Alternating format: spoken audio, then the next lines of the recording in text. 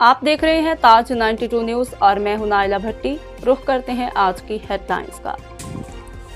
टंडू अलयार से खबर शामिल करते हैं। नूर से महरूम बच्चे जन्नती मुसाफिर हैं जो अल्लाह की नूर से ज़ाहरी और बातनी रोशनी को महसूस करते हैं। ये बच्चे हमारे माशरे के लिए बेहतरीन रोल मॉडल का किरदार अदा कर सकते हैं।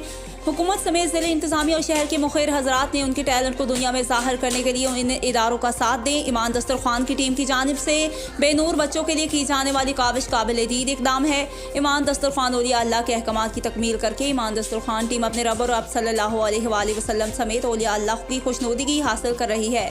इन ख्यालात का इज़हार पाकिस्तान राह हक पार्टी के सूबाई नायब सदर सैयद सिकंदर शाह ने किया, जबकि पीराने पीर दस्तगीर शेख अब्दुल कादिर जलानी के दीवाने फ़हीमुद्दीन कादरी, फैज़ मोहम्मद कायम खानी कादरी और न्यूज़ पेपर एजेंट आफाक कुरैशी ने कहा कि ईमान दस्तरखान की टीम शेख अब्दुल कादिर जलानी के पैगाम को आम कर रही है और अहकामात खुदाबंदी पर अमल करके अपनी ईमानी फ़र्ज अदा कर रही है। शहर के मुखिर हजरात को चाहिए कि ईमान दस्तरखान की मुआवनत करके बेनूर बच्चों की मदद की जा सकती है।